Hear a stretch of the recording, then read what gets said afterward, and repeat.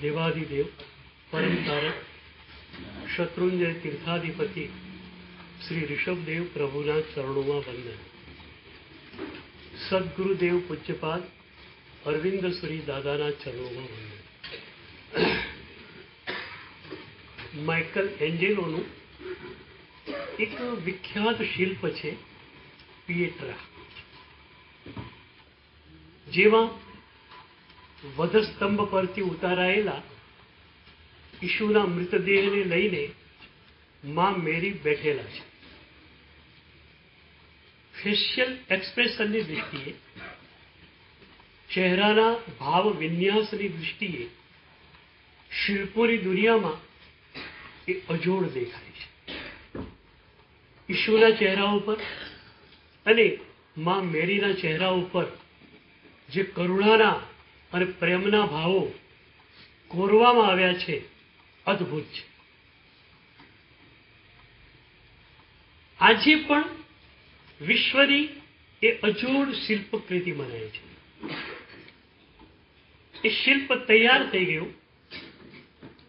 માઇકલના એક મિત્રે માઇકલ એન્જેલોને પૂછ્યું કે આટલું સરસ શિલ્પ તે કોર્યું શી રીતે?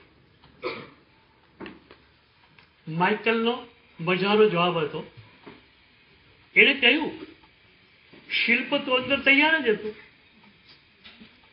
મારે તો માત્ર બિનજરૂરી ભાગ તોડી નાખવાનો હતો. બિનજરૂરી ભાગ તોડી નાખ્યો. શિલ્પ અંદર હતું જ, મેં શિલ્પને ક્યાં કોર્યું છે?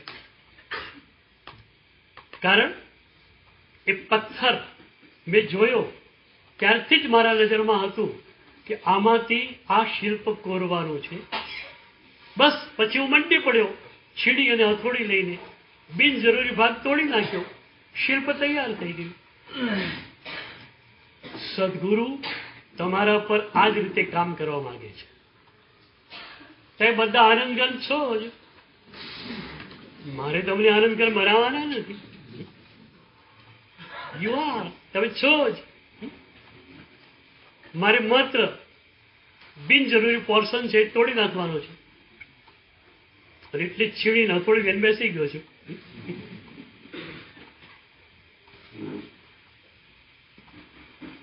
એક બાજુ કર્તૃત્વના ગચિયાને છૂટું પાડી દઈએ એટલે સાક્ષી ભાવ આવી જાય. એક બાજુ અહંકારના ગચિયાને છૂટું પાડીએ તો સમર્પણ આવી જાય. તો સાક્ષી ભાવ અને સમર્પણની સાધના તમને મળી જાય. અને એ સાધનાની ગાડીમાં સવાર થયા, સ્વાનુભૂતિ આવી. સદગુરુની તમારા ઉપર કામ કરવાની મોહક રીતો હોય છે. પ્રચલિત કથા આપણે ત્યાં ભગવાન ગૌતમની છે. અષ્ટાપદ પર્વત પરથી નીચે ઉતર્યા, 1500 તપસ્વીઓને દીક્ષા આપી. 500ની બેચમાં ત્રણેયને કેવળ જ્ઞાન થયું. ત્રણેય બેચોને એટલે 1500ને કેવળ જ્ઞાન થઈ ગયું. મજાની ઘટના એક એવી છે કે સદગુરુએ કઈ રીતે કામ કર્યું. આપણી પરંપરા એમ કહે છે કે ભગવાન ગૌતમે પારણું જ્યારે કરાવ્યું ત્યારે એ ખીરનું પાન કરતા કરતા ગુરુના મહિમાને જોતા જોતા 500ને કેવળ જ્ઞાન થઈ. મજાના રૂપકોની અંદર ક્યારેક વાતો થયેલી હોય છે. ખીર એટલે શું? સમભાવ. આવશ્યક નિરુક્તિ કહે છે કે સમભાવ એટલે મીઠો મધુરો આત્માનો પરિણામ. અને ત્યાં એ સમભાવને ખીરની જ ઉપમા અપાઈ છે. તો ખીરને ખાતા ખાતા 500ને કેવળ જ્ઞાન થયું. એટલે સમભાવના આંદોલનોને અંદર આત્મસાત કરતા કરતા 500 જે છે એ કેવલ જ્ઞાનની અનુભૂતિ સુધી પહોંચી ગયા. સમભાવને એક્સપાન્ડ કરતા જ ગયા, કરતા જ ગયા, કરતા જ ગયા. એ સમભાવ રૂપી ગુણાનુભૂતિ સ્વરૂપાનુભૂતિમાં પલટાઈ અને પછી સાતપાની ટોચથી ક્ષપક શ્રેણી શરૂ થઈ કેવળ જ્ઞાન આ રહ્યું. બીજા 500 રસ્તામાં ચાલવાનું ચાલે છે, એક જગ્યાએ ક્યાંક બેસવાનું થયું હશે અને ભગવાન ગૌતમે પ્રભુના મોહક ઐશ્વર્યની વાતો કરી.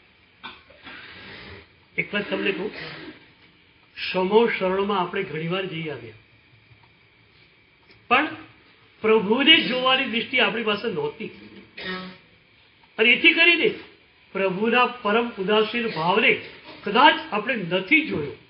આપણા અતીતની અંદર સમો શરણને જોયું, સોના રૂપાના ગઢોને જોયા, પ્રાતિહાર્યોને જોયા, વિંઝાતા ચામરોને જોયા, પણ જે જોવાનું હતું આપણે ચૂકી ગયા છીએ. કાંતિ વિજય મહારાજ પોતાની સ્તવનામાં કહે છે,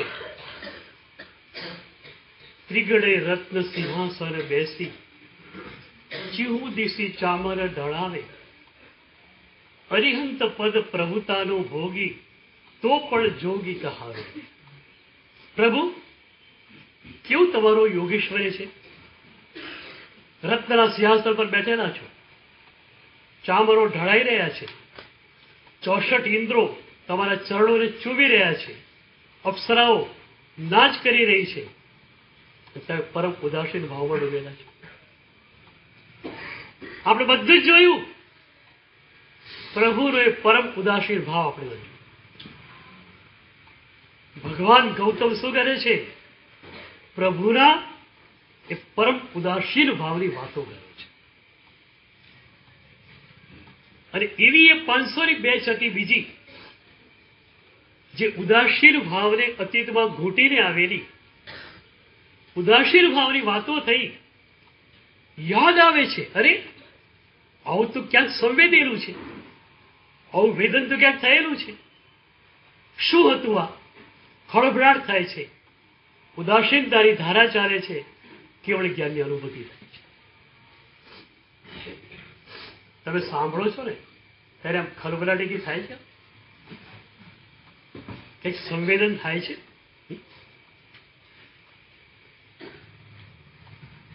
ત્રીજી 500ની બેચને પ્રભુના એ પરમ ઉદાસીન ભાવને જોતા કેવળ જ્ઞાન થાય છે. બીજી ટુકડીને શું થયું? ઉદાસીન ભાવની વાત સાંભળતા પોતાના ઉદાસીન ભાવની સ્મૃતિ થઈ અને સ્મૃતિના આધારે ચાલવાનું થયું. ત્રીજી 500ની ટુકડી તો પ્રભુના ઉદાસીન ભાવને જોયો, જોતાની સાથે ખલબલાટી, ભીતરના ઉદાસીન ભાવનું પ્રગટ થવું, આગળની યાત્રા શરૂ. બોલો, આ સંદર્ભમાં પ્રભુને તમે જોયા છે? પ્રભુને તમે જોયા છે? એ પ્રભુનો પરમ ઉદાસીન ભાવ જોયો છે? એ પરમ ઉદાસીન ભાવની એક ઝલક તમને મળે ને તો પણ શું થાય એની વાત મહોપાધ્યાય યશો વિજયજીએ એક પદમાં કહી છે. સબ में है और सब में नाही, તું નટ રૂપ અકેલો, આપ સ્વભાવ વિભાવે રમતો, તું ગુરુ और તું ચેલો. સબ में है और सब में नाही. પરમાત્માના પરમ ઉદાસીન ભાવને જેણે જોયો છે એ સાધક કેવો હોય એની વાત ચાલે છે. તમે એવા છો ને બધા? માત્ર પરમાત્માની આંગી જોઈને આવેલા છો? માત્ર પરમાત્માની મૂર્તિમાં વપરાયેલા સંગે મર્મને જોઈને આવેલા છો? કે પરમાત્માના પરમ ઉદાસીન ભાવને જોઈને તમે આવેલા છો? એ પરમ ઉદાસીન ભાવ તમે જોયો છે, સહેજ ભીતર એનું સંવેદન થયું છે, તો તમારી ભૂમિકા કઈ હોય એની વાત અહીં કરે છે. સબ में है और सब में नाही, તું નટ રૂપ અકેલો. સાધક કેવો હોય છે? ઉપયોગ રૂપે આજુબાજુના પદાર્થોમાં હોઈ શકે. એક સાધુ છે, એ સાધુ ભગવંતને પણ ખ્યાલ છે, આ મારા વસ્ત્રો છે, આ મારા પાત્ર છે, મમત્વનું બેજ નથી, પણ પરિવહન મારે કરવાનું છે, એટલે મારું વસ્ત્ર છે પરિધાન કર્યા વગરનું ન રહી જાય એના માટે એ કહે છે કે આ મારું છે. એટલે ઉપયોગના સ્તર પર એ એમ કહે છે કે આ મારા વસ્ત્રો છે, મારા પાત્રો છે, પણ મૂર્છાના સ્તર પર નહીં. સબબે હે પણ સબબે નહીં. ઉપયોગ રૂપે બધામાં હોઈ શકે, મૂર્છા રૂપે, આસક્તિ રૂપે એક પણ પદાર્થમાં ન હોઈ શકે. તમને ખ્યાલ છે પરિગ્રહ એટલે શું? તમે સ્થૂળ પરિગ્રહ પરિવાર વ્રત વાળા છો, અમે લોકો સંપૂર્ણ અપરિગ્રહી છીએ. પણ પરિગ્રહ એટલે શું? તમારી ચેતનાનું પરમાં જવું એનું નામ પરિગ્રહ. મને આ કપડો ગમ્યો એટલે પરિગ્રહ થઈ ગયો. મારી ચેતના આમાં, મારું શરીર કપડાને ઓઢે તો મને કોઈ વાંધો નથી, હું પરિગ્રહી નથી બનતો. પણ મારી ચેતના, મારો ઉપયોગ, મારું મન એમ કે કપડું સારું છે તો હું પરિગ્રહી થઈ ગયો છું. તો સાધકના સ્તર પર એક પણ પદાર્થમાં તમારી ચેતના થાય તમે પરિગ્રહી બની ગયા. અને ભક્તના સ્તર પર તો બહુ મોટી ખોટ છે. પહેલા આપણે મેં કહેલું, તમે ભક્ત છો, તમારે માત્ર અને માત્ર પ્રભુને ચાહવા છે. આ જન્મ મળ્યો છે માત્ર પ્રભુને ચાહવા માટે. અનંતા પદાર્થો સાથે, અનંતી વ્યક્તિઓ સાથે, અનંતા જન્મોમાં પ્રેમ કરી કરીને આપણે થાકી ચૂક્યા છીએ. આ જન્મની અંદર માત્ર ને માત્ર પ્રભુ સાથે આપણે પ્રેમ કરવો છે. તો આપણો સંપૂર્ણ પ્રેમ, આપણી સંપૂર્ણ ચાહત પ્રભુ તરફ વહેવી જોઈએ. એક પદાર્થ તમને ગમી ગયો તો શું થયું? તમારા પ્રેમમાં કટોતી આવી ગઈ. તમારો પ્રેમ 100% પ્રભુ તરફ વહી શકતો નથી. તો ભક્ત તરીકે પણ તમે તમારી ચેતનાને કોઈ પદાર્થોમાં, કોઈ વ્યક્તિઓમાં મૂકી શકતા નથી. સાધક તરીકે પણ તમે તમારી ચેતનાને કોઈ પણ પદાર્થમાં, કોઈ પણ વ્યક્તિમાં મૂકી શકતા નથી. સાધક તરીકે જોઈએ તો તમારે તમારા સ્વના અનુભવમાં અંદર જવું છે. ભક્ત તરીકે જોઈએ તો પરમાત્માના ગુણોની અંદર આપણે અંદર જવું છે. વાત એકની એક જ છે. પરમાત્માના નિર્મલ ગુણોનું દર્શન કરો કે તમારા સ્વગુણોનો અનુભવ કરો, વાત એકની એક જ છે.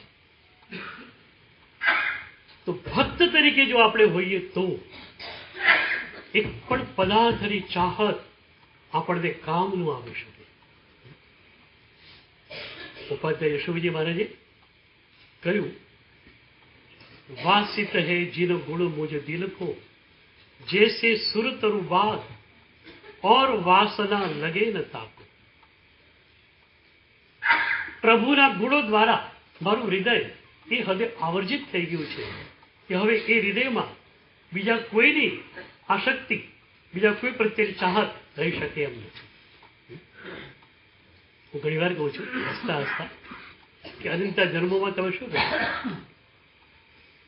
રાગ અને દ્વેષના કચરાથી હૃદયને ભરી કાઢ્યું. પછી શું કર્યું? પરાક્રમ ખબર છે? ભગવાન માટે બોર્ડ લગાવ્યું, નો વેકેન્સી ફોર યુ. ભગવાન તારા માટે હવે જગ્યા નથી રહી. આ જન્મમાં એક કામ કરો, પ્રભુ ચેતનાથી, પરમ ચેતનાથી હૃદયને ભરી દો. પરમ ચેતના પ્રત્યેનો પૂર્ણ અનુરાગ. મને ગમે છે માત્ર પ્રભુ, માત્ર પ્રભુ, માત્ર પ્રભુ. એ પરમ ચેતના પ્રત્યેના અનુરાગથી તમારા હૃદયને પૂરેપૂરું ભરી દો. પછી બોર્ડ લગાડી દો, નો વેકેન્સી ફોર અધર્સ. બીજા કોઈ માટે જગ્યા નથી રહી.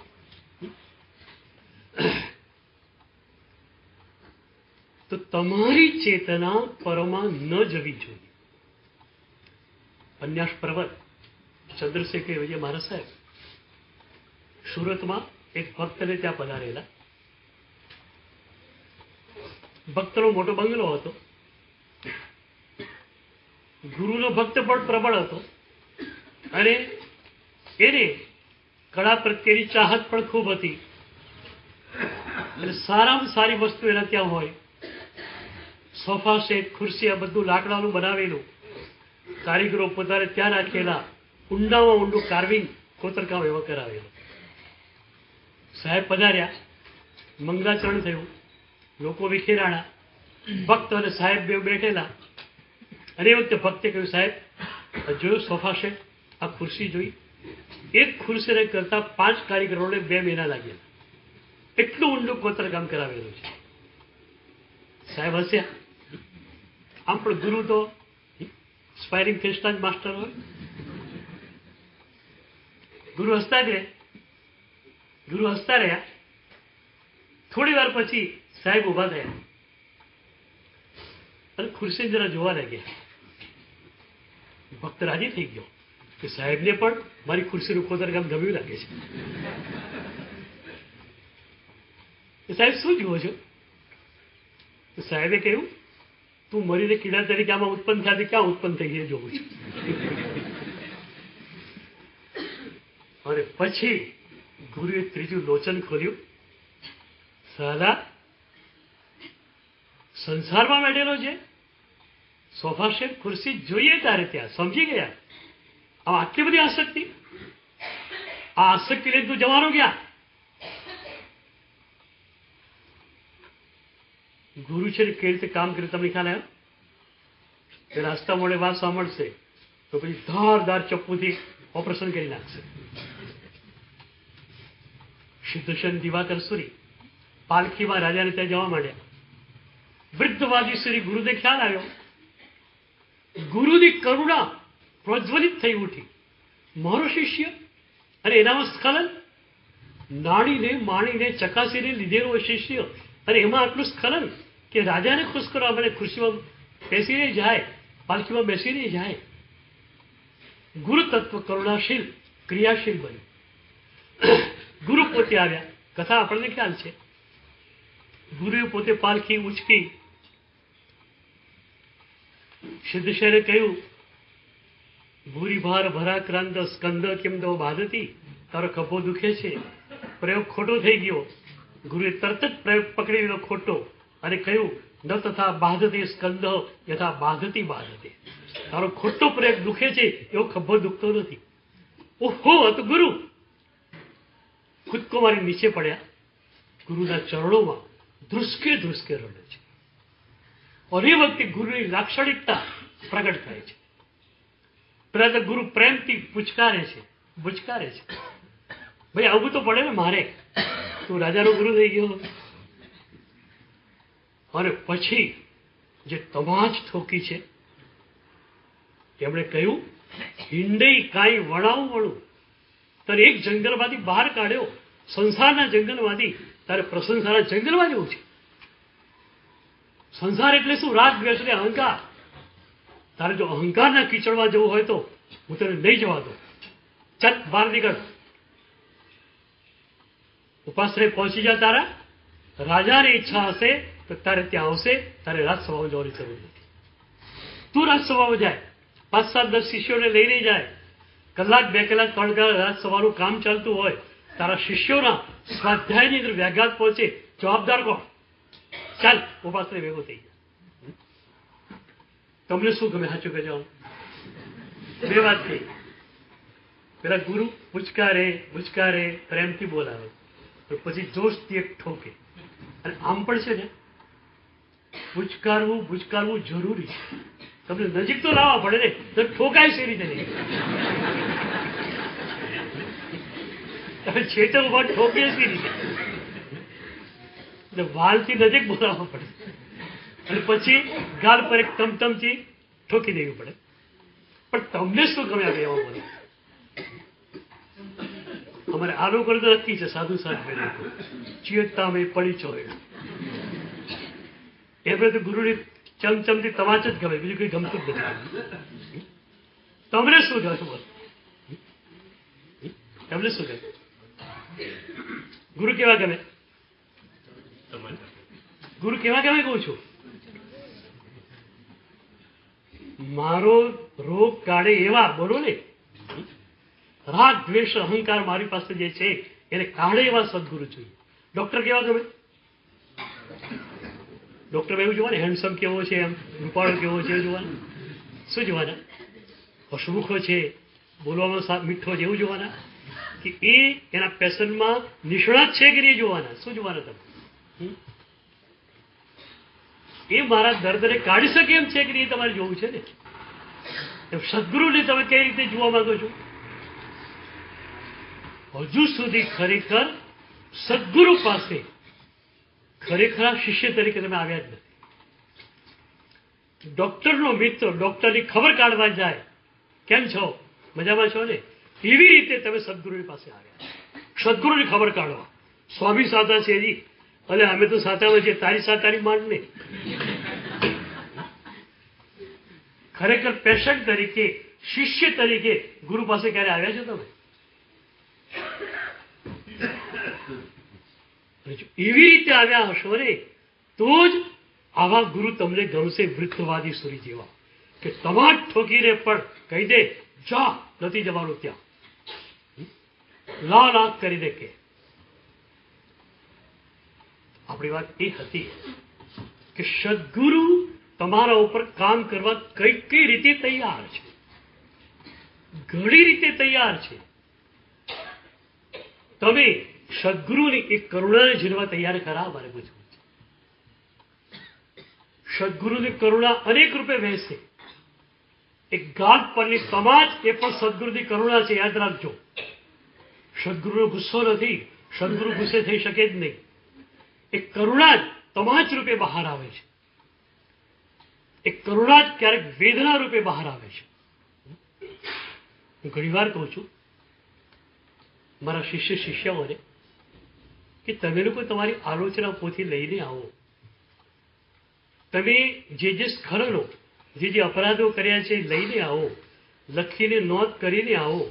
તમને ખ્યાલ આવે કે આ તમારા સ્ખલનોની વાત વાંચતા સદગુરુના હૃદયની કેટલી વેદના થશે. મારો શિષ્ય, મારી શિષ્યા, અરે એનામાં આટલા બધા સ્ખલનો છે, ગુરુને કેટલી વેદના થશે. ગુરુનું હૃદય કોમળ કોમળ હોય છે અને ગુરુ પોતાના લોહીનું પાણી કરીને પણ તમને એકદમ વ્યવસ્થિત કરવા માંગે છે. તો ગુરુની જે આ કરુણા છે એ કરુણાનો સ્પર્શ તમને થઈ જવો જોઈએ. અને તો જ આપણે સાક્ષી ભાવમાં અને સમર્પણમાં આગળ વધી શકીશું. આપણે સાક્ષી ભાવના 5 ચરણોમાંથી પહેલું ચરણ જોતા હતા, પદાર્થ સંગ વિમુક્તિ, એટલે કે પૂતગલ અનુભવ ત્યાગ. પદાર્થો વાપરો છો પણ એમાં રાગ દ્વેષાત્મક અનુભવ નથી. શબ્દો તમે વાપરો છો પણ એમાં હું સારું બોલ્યો એનો અહંકાર નથી, ખરાબ બોલાવણું એનું કંઈ ગ્લાનિ નથી. શબ્દો માત્ર વાપરો છો, એમાંથી રાગ દ્વેષાત્મક અનુભવ તમારો નીકળી ગયો તો પૂતગલ અનુભવ ત્યાગ કહેવાય. એવું જ વિચારના સંદર્ભમાં છે. અને વિચારના સંદર્ભમાં 3 ચરણો આપણે જોઈએ. પહેલી વાત તો એ કે પ્રભુએ જે મજાની આજ્ઞા આપણને આપી છે એ આજ્ઞાનું આપણે ચિંતન કરીએ. કદાચ નવું જ કોઈક ચિંતન આપણને મળી જાય તો એ વખતે અહંકાર કરવો નથી. હું ઘણી વાર કહું છું એકદમ નવો વિચાર તમને આવે ને તો તમે 17 જણાને કહેતા ફરો મને આવો નવો વિચાર આવ્યો. મહાપુરુષોનો હલાવી નાખે એવો વિચાર હોય એ તમને અભિભૂત નથી કરતો, અને તમારો રાખ અને ધૂળ જેવો વિચાર હોય એ તમે 17 જગ્યાએ લઈને ફરો છો. પણ બીજી વાત તો એ છે કે એ જે વિચાર આવ્યો એ તમારું પોતાનું ક્રિએશન હતું. એ તમારું ક્રિએશન છે, એ તમારું સર્જન છે. વિચાર ટેલિવિઝન બોક્સ છે ને એક પ્રોગ્રામ ક્રિએટ કરે ખરું? રિસીવ કરે છે ને. પ્રોગ્રામ તો સ્ટુડિયો પર બને છે, ત્યાંથી રિલે કરવામાં આવે છે, આ રિસીવ કરે છે. એમ તમે જ્યારે કોઈ કહો છો કે મને સરસ વિચાર આવ્યો, એ સરસ વિચાર તમારો પોતાનો ન, તમારો નહીં. આજુબાજુમાં કોઈ મહાત્મા હતા, એમણે ઊંડું ચિંતન કરેલું અને એ ઊંડું ચિંતન કરીને ધ્યાનમાં ગયા અને એ ચિંતનના વિચારના જે પરમાણુ હતા એ તમારી આજુબાજુ ફરતા હતા. તમે ન્યુટ્રલ હતા, તટસ્થ હતા, તો એ વિચારના પરમાણુ તમે પકડી લીધા. વિચારના પરમાણુ બીજોના મોર મારી તમે તમારી મારો વિચાર. ભાઈ તારો વિચાર છે ક્યાં? એટલે આવી રીતે અનુપ્રેક્ષામાં નવી સ્ફુરણા ક્યારે થાય ને તો પણ એનામાં અહંકાર ન આવવો જોઈએ. બીજી વાત આપણે ગઈકાલે જોતા હતા કે વિચારો પર, વિચારોની એ પ્રક્રિયા ઉપર તમારું નિયંત્રણ નથી, અને નિયંત્રણ ન હોવાને કારણે અશુભ વિચાર પણ ક્યારેક આવી જાય છે. તો અશુભ વિચાર આવે ત્યારે શું કરવું? અત્યાર સુધી તમારી વાત તમને ખ્યાલ છે, અશુભ વિચાર અને તમારો ઉપયોગ બે એકાકાર થઈ જતા, યોગ અને ઉપયોગ બે એકાકાર થઈ જતા. હવે યોગને ઉપયોગને છૂટા પાડવા છે. ઉપયોગ તમે છો, મોને તમે નથી, યાદ રાખો. વિચારે તમે નથી. વિચાર પૌદ્ગલિક ઘટના છે, શબ્દ પૌદ્ગલિક ઘટના છે. તમે પૌદ્ગલિક ઘટના નથી, તમે જ્યોતિર્મય ઘટના છો. તો અત્યાર સુધી તમારો ઉપયોગ મનોયોગમાં ભળી જતો હતો, હવે તમારે એને છૂટો પાડવો છે. વિચાર આવી ગયો અશુભ, કદાચ રાગનો ઉદય હતો, સત્તામાં હતું રાગ, ઉદયમાં આવ્યો, મોહ ઉદયમાં આવ્યો, તો એના કારણે સહેજ વિચાર આવી ગયો. પણ એ વિચારમાં તમારે ભળવું નથી, એ વિચારને તમારે જોવું છે. મોહનો ઉદય થાય હું માની લઉં છું, સત્તામાં મોહ છે, ઉદયમાં આવવાનું જ છે. ઉદય કે ઉદયના વિના નિર્જરા છે જ નહીં. ઉદયમાં આવી ગયું, કોઈ વાંધો નથી. આપણે અધ્યાત્મ ગીતામાં દેવચંદ્રજી મહારાજ સાહેબ કહે છે, ઉદય ઉદીરણા તે પણ પૂરવ નિર્જરાતા છે. સાધક માટે કર્મોનો ઉદય અને કર્મોની ઉદીરણા જલસો છે.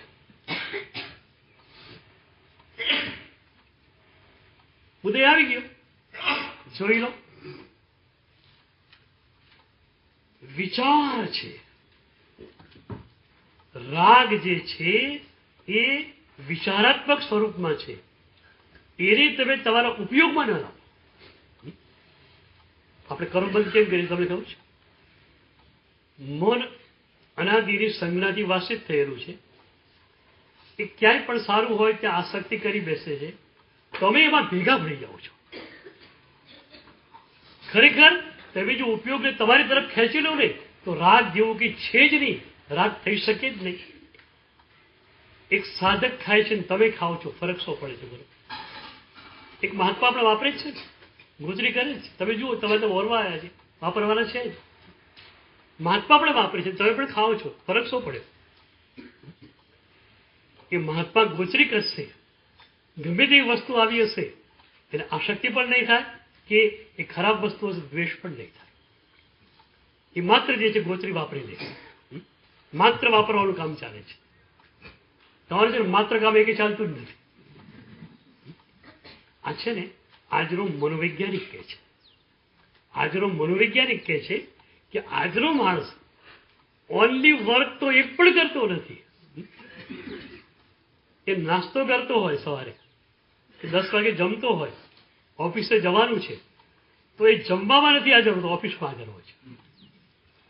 લૂસપૂસ ખાતો હોય છે અને ઓફિસની ચિંતા એના મનમાં હોય છે.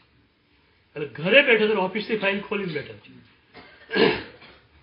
ઓફિસે સાંજે 5 વાગે ઘરે આવે, પણ ઓફિસની ફાઇલ ખુલ્લી છે હજુ. અને એથી કરીને એ પોતાના દીકરા જોડે રમી પણ શકતો નથી, પ્રેમથી વાત કરી શકતો નથી, ઘરવાળી જોડે હસીને બોલી શકતો નથી, તોબડો ચડાવીને ઊભો છે, કારણ ઓફિસની ફાઇલ ખુલ્લી છે હજુ. તો આજનો મનોવૈજ્ઞાનિક કહે છે કે તમે જે વખતે જે કરતા હો એ કામ એ વખતે કરો, ઓનલી વન. એક સાથે બે કામ નહીં કરો. અંગ્રેજીમાં નાનપણમાં આપણે કવિતા ગોખતા, work while you work, play while you play, that is the way to be happy and gay. જે વખતે કામ કરો ત્યારે કામ કરો, રમો ત્યારે રમો. તમે લોકો એક પણ કામ વ્યવસ્થિત કરતા નથી. અને તમારી ભોજનની ક્રિયા બરોબર ન હોય, તમારી ઘરની કે ઓફિસની ક્રિયા બરોબર ન હોય, હું સી રીતે આમ કલ્પના કરું તમારા માટે કે તમે પ્રતિક્રમણની ક્રિયા બરોબર કરવાના છે. તમારા માટે આશા રાખી શકે. અમારું મનફરા ચાતુર્માસ હતું. અમારા ગુરુ મહારાજની જન્મભૂમિ મનફરા, અરવિંદ સુરી દાદાની, ત્યાં ચાતુર્માસ હતું. તો ચાતુર્માસ માટે અમે જતા હતા વિહાર કરીને, કટારિયા ગયેલા.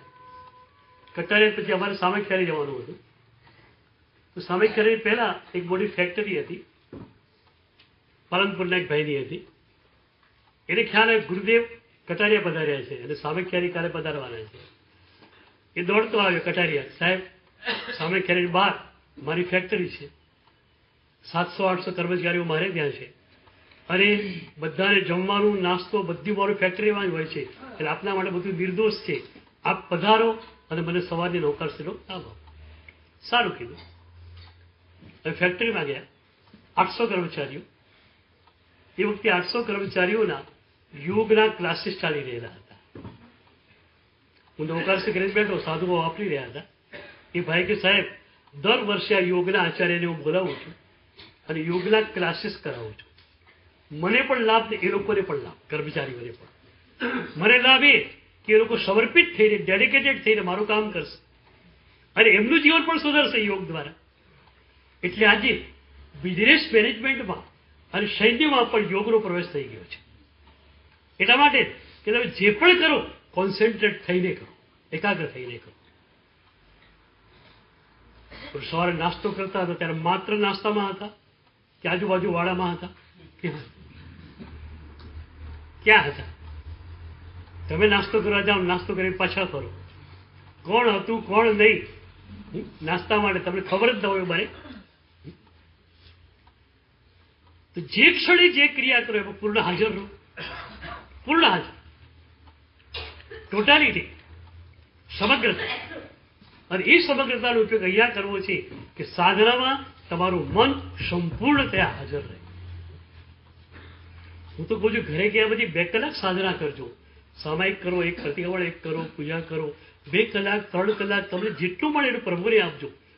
But there should be the totality. એ પૂજા વખતે માત્ર પૂજામાં રહેજો, એ સામાયિક વખતે માત્ર સમભાવમાં સ્થિર થઈ જજો. એટલે 2 કલાક પણ જો તમારા સારા જશે ને તો 22 કલાકની એનર્જી આપશે. તમારી ક્રિયા, ધર્મ ક્રિયા સાચી થઈ છે કે નહીં એની ખાતરી શું કે 2 કલાકની ધર્મ ક્રિયા બીજા 22 કલાકની એનર્જી, 22 કલાક તમારે તાજગી વાળા. હું જે કહું છું સાક્ષી ભાવ આવે એટલે શું થાય? થાક ઉતરી જાય. થાક રહે જ નહીં. થાક ખરેખર કાર્યનો છે જ નહીં, કર્તૃત્વનો થાક છે. થાક શેનો છે? કાર્યનો થાક છે જ નહીં, કર્તૃત્વનો થાક છે.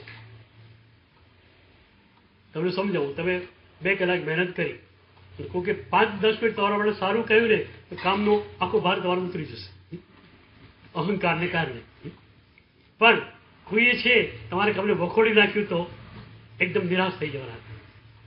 એટલે આમાં શું થાય કે તમારી પ્રસન્નતાની કે અપ્રસન્નતાની ચાવી બીજાના હાથમાં રહે.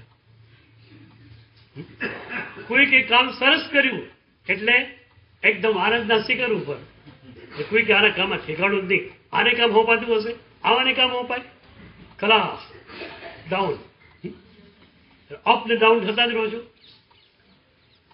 અને એ તમારી પ્રસન્નતા અને અપ્રસન્નતાની ચાવી કોના હાથમાં? બીજાના હાથમાં.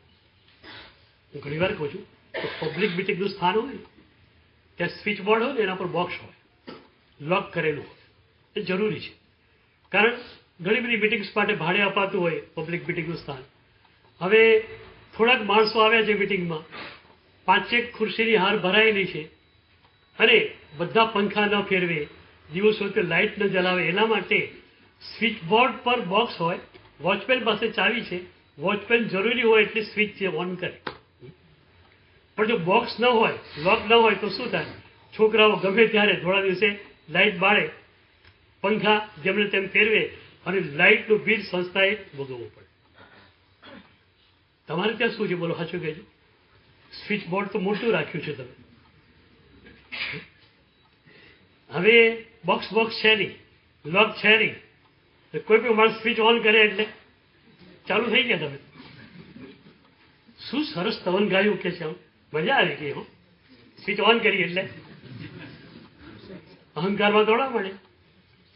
અને એક જણો જે રોજ તમને સાંભળતો હતો, શું યાર આજ તો કે મજા નહીં આવી, કે શરદી બદલી થઈ ગઈ છે, ગળામાં ખોખરો અવાજ હતો, સ્વિચ ઓફ. આ સ્વિચ ઓન ને ઓફ કરનારા સેંકડો માણસો હોય, તમારું શું થાય મને ચિંતા થઈ થાય. શું એટલે તો એક જણો ઓન કરે તો ઓન, બીજો ઓફ કરે તો ઓફ. આ શું માન્યું છે તમે? આ જિંદગી તમને ગમે છે? મારે પૂછવું છે. સાક્ષી ભાવમાં તમે ક્યારે જશો? આ કર્તૃત્વ તમારું ખડકશે તો જશો. નહીંતર કહેશું મારા સાહેબે સાક્ષી ભાવની વાતો મજા નહીં કરી, અને પછી મારા સાહેબ પાસે રાખી દેવાની, અમે જતા રહીશું એમને. બરાબર? કર્તૃત્વ તમને ખૂચી તો સાક્ષી ભાવ ગમશે. ઓન ને ઓફ કરનારા ઘણા બધા છે. ઘરે પણ કેટલા બધા રહ્યા છે ઓન ઓફ કરનારા. શ્રાવિકા કહે છે તમારા કામમાં ઠેકાણું નહીં. એક દીકરો કે તમારું કામ આવું છે, બીજો કે આવું છે. ઓન ને ઓફ ચાલ્યા જ કરે તમારા ઘરે, અને એના કારણે રતિના અરતીના ઝૂલે તમે ઝૂલ્યા કરો છો. હવે તમારે રતિ અરતીના ઝૂલામાંથી આનંદમાં જવું છે, જવું છે.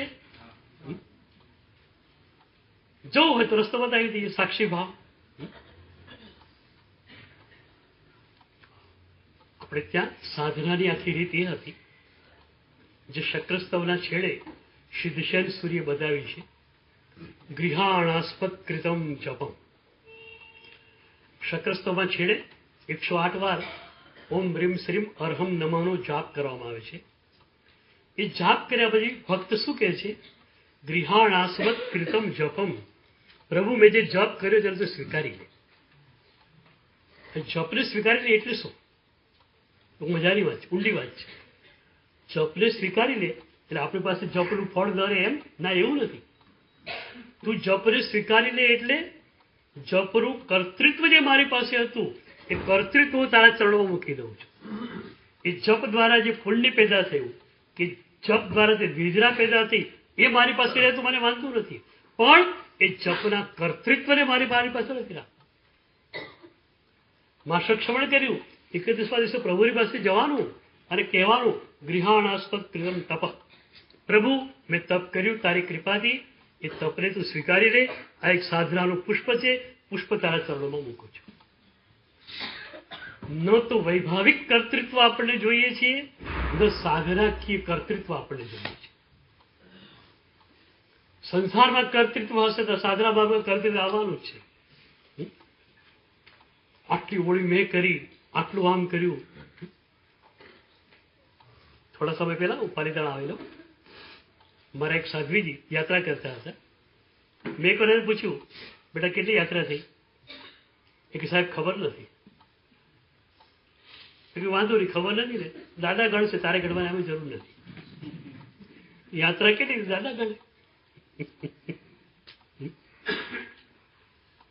આ જ લયમાં કબીરજીએ કહ્યું સુવિરન મેરા હરી કરે, સુવિરન મેરા હરી કરે. મેં તો પ્રભુનું સ્મરણ ઘણું કર્યું. હવે પ્રભુને હું એવા એકાકાર થઈ ગયા છીએ કે હું પ્રભુનું સ્મરણ કરું છું કે પ્રભુ મારું સ્મરણ કરે છે, કોઈ ફરક નથી. સુવિરન મેરા હરી કરે. તો ન તો વૈભાવિક કર્તૃત્વ જોઈએ છે, ન સાધનાકીય કર્તૃત્વ જોઈએ છે. તમે સાધના કરો, તમને આનંદ થાય તો મને વાંધો નથી. 50 યાત્રા થઈ ગઈ, 70 થઈ, 80 થઈ, ઓ દાદાએ કરાવી, દાદા 99 કરાવે, દાદા કરાવે એમાં મને વાંધો નથી, પણ તમે કરો એમાં મને વાંધો છે. દાદા ઉપર છોડવા તૈયાર તો વાંધો નથી. આપણી ખાલી તકલીફ એ છે કે દાદા ઉપર રાખીએ પણ હું તો વચ્ચે ખરું જ પાછું. વર્ષી તપ તમે કર્યો, દાદાએ કરાવડાયો. હું વર્ષી તપ કરું છું, તું કરે છે?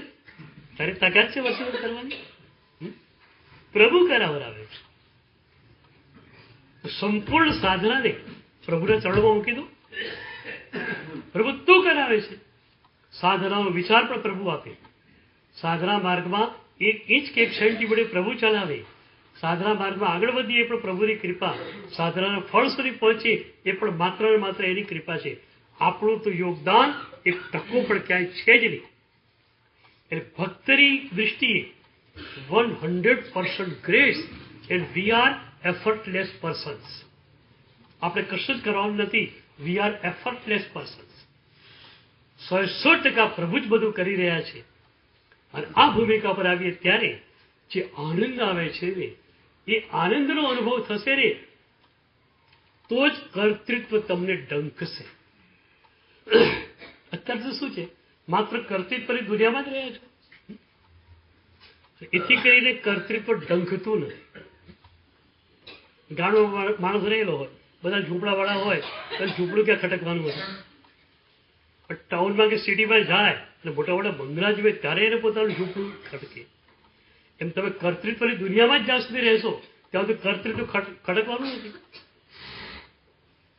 જ્યાં પ્રભુ કર્તૃત્વની દુનિયામાં ગયા, પ્રભુના ચરણે બધું ધરી દીધું અને એ સાક્ષી ભાવનો, એ સમર્પણનો આનંદ આવ્યો ત્યારે તમે કહેશો, વાહ, સમર્પણનો આનંદ આટલો બધો હોય છે, આટલો દિવ્ય. તો પછી કર્તૃત્વનો ભાર લઈને હું શા માટે ચાલું? હું ઘણી વાર એક કથા કહેતો હોઉં છું. ખેડૂત હતો, ખેતરેથી ઘરે જવું છું. ઘરે પણ ગાય ભેંસ વગેરે હતા, તો એના માટે ઘાસ તો લઈ જવું પડે. 5 મણ ઘાસ તો પૂળો બાંધ્યો. એના પોતાના માટે ઘોડો હતો, ઘોડા ઉપર બેઠો અને પોતાના માથા ઉપર ભારો ઉચક્યો. પછી સવારી ચાલી. તમારો જેવું કોઈ માણસ પૂછે, કેમ ભાઈ માથા ઉપર ભાર કેમ ઉપાડ્યો? તો પેલો શું કે, કેમ બધું ભાર કે ઘોડો ઉપાડે એમ?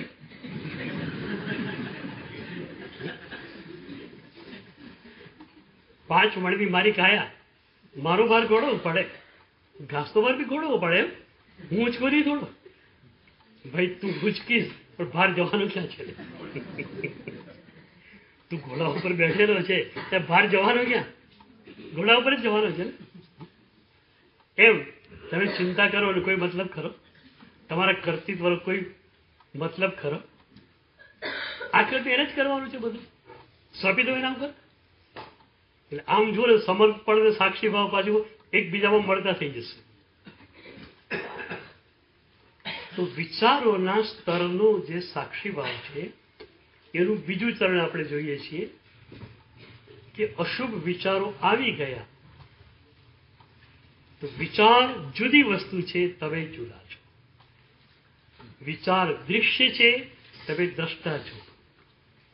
દૃશ્ય અને દ્રષ્ટા એક થઈ શકે ખરા? ટેબલ છે એને જોઉં છું, હું દ્રષ્ટા છું, જોનાર છું. ટેબલ દૃશ્ય છે, ટેબલ હું એક થવાનું. તો વિચાર દૃશ્ય છે, તો તમે વિચારને જુઓ છો. જે દેખાય તે દૃશ્ય, જે તમે જોઈ શકો તે દૃશ્ય, આ બધું દૃશ્ય. તમે જ માત્ર દ્રષ્ટા છો. જે ક્ષણે દૃશ્ય અને દ્રષ્ટાનું વિભાજન તમે પાડી નાખો, એ ક્ષણે વિચારોની અસર તમારા ઉપર નહીં પડે.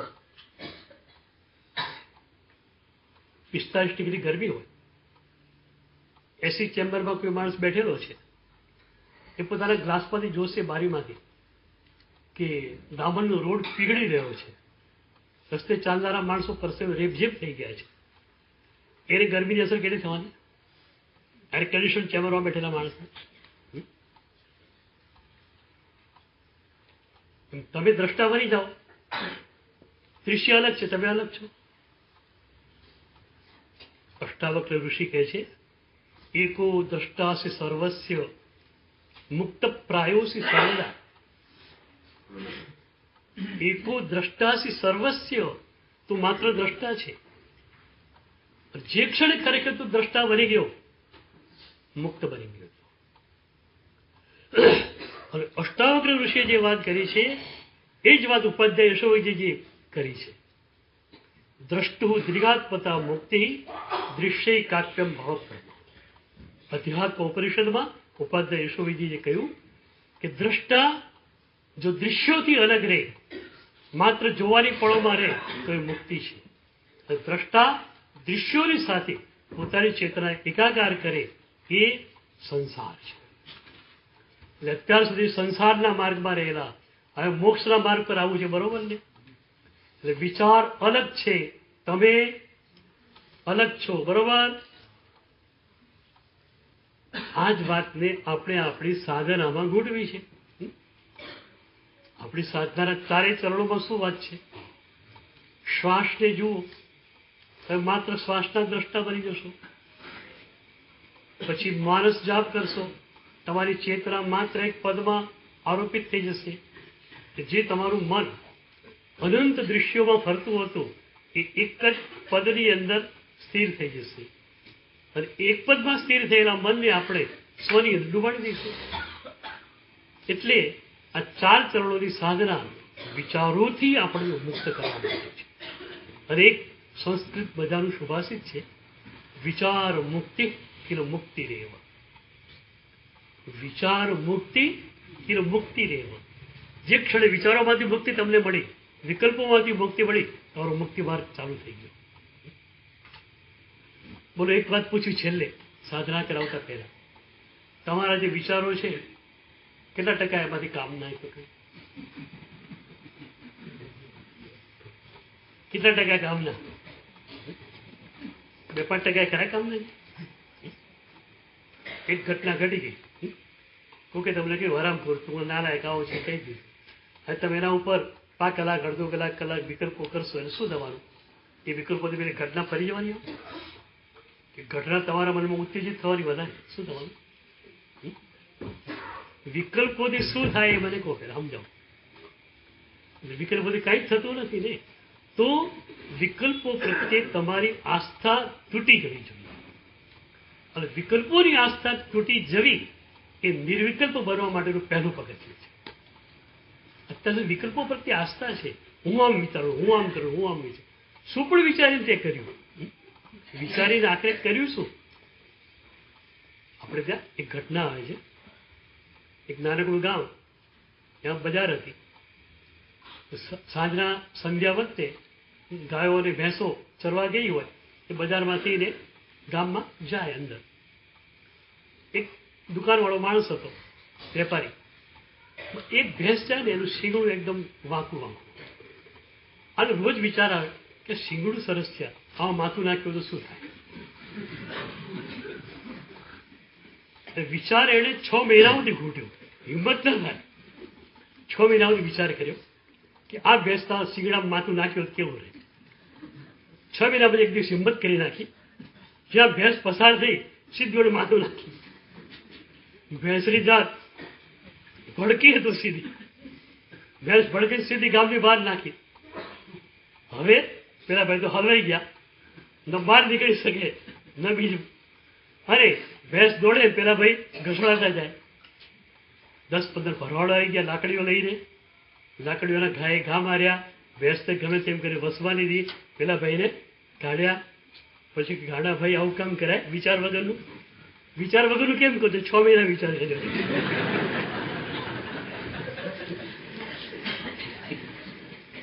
તમારે આવું જ છે. હવે આપણે શરૂ કરીએ.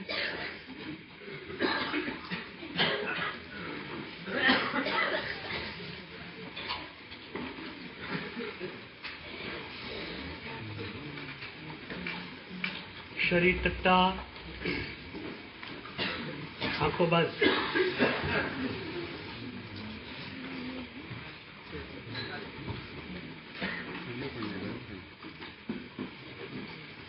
ધીમે ધીમે ધીમે શ્વાસ લો,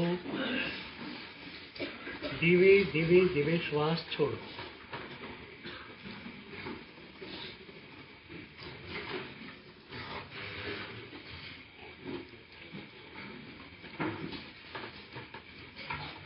શ્વાસ લો છો ત્યારે સમત્વના આંદોલનોને પકડો. શ્વાસ છોડો છો ત્યારે અંદરના ક્રોધને વિસર્જિત કરો.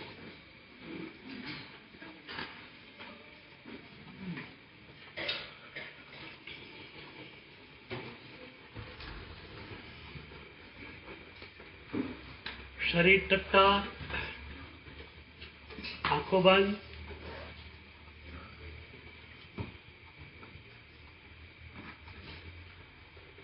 કોઈ વિચાર નહીં.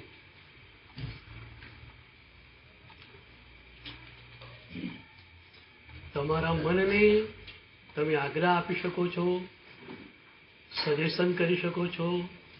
કોઈ પણ વિચાર કરવાનો નથી. મન એક પણ વિચારમાં નહીં જાય.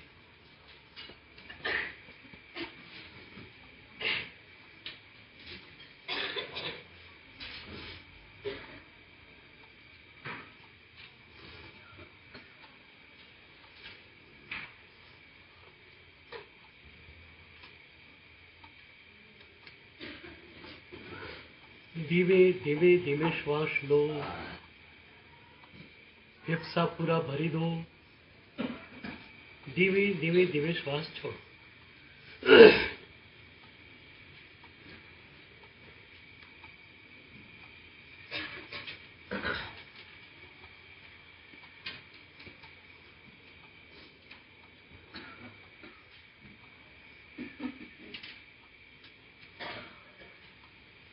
આપણા પ્રભુએ આપેલી આ એક શ્રેષ્ઠ સાધના છે, જે આપણને વિકલ્પોને પેલે પાર મૂકી દે છે. વિકલ્પોને પેલે પાર તમારું શુદ્ધ સ્વરૂપ છે, જ્યોતિર્મય સ્વરૂપ છે. તમે જ્યોતિર્મય છો, પૂર્ણ છો, છતાં માત્ર વિકલ્પોને કારણે તમે તમારા એ સ્વરૂપને પામી શકતા નથી. આપણે એક યાત્રા શરૂ કરીએ છીએ અને યાત્રાના છેલ્લા ચરણે આપણે આપણા સ્વરૂપને, આપણી જ્યોતિર્મયતાને, આપણી આનંદમયતાને પામવી છે.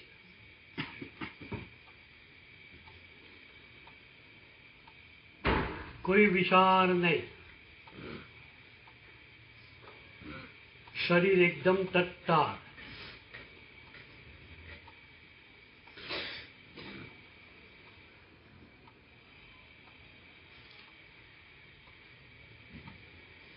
ન વિચાર, ન ઊંઘ.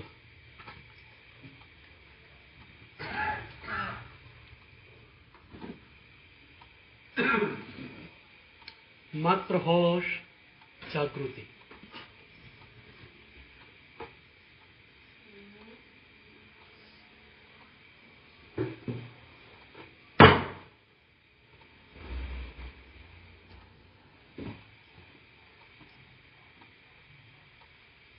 શ્વાસ લેવાઈ રહ્યો છે, શ્વાસ છોડાઈ રહ્યો છે. તમે એ પ્રક્રિયાના દ્રષ્ટા છો. શ્વાસ શરીર લે છે, શ્વાસ છોડે છે, પણ શરીર, તમે માત્ર એ પ્રક્રિયાના દ્રષ્ટા છો.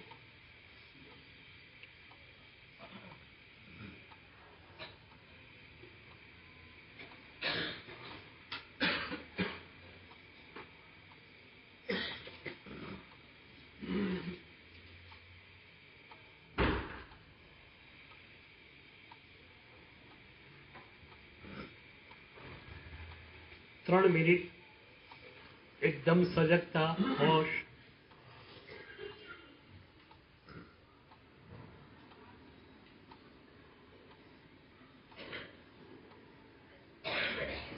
શ્વાસ લેવાઈ રહ્યો છે, શ્વાસ છોડાઈ રહ્યો છે. આપણી પ્રક્રિયામાં આને ભાવ પ્રાણાયામ કહેવામાં આવે છે.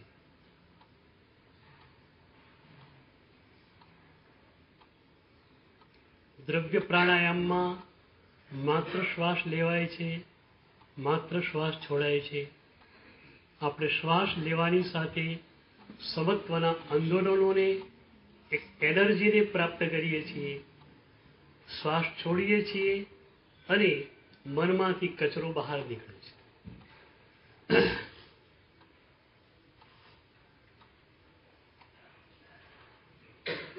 આપણી આજુબાજુમાં પોઝિટિવ એનર્જી ખૂબ જ પડેલી છે. તમે અત્યારે પોઝિટિવ મનમાં બેઠા છો, એટલે પોઝિટિવ એનર્જીને અત્યારે તમે ખેંચી શકશો.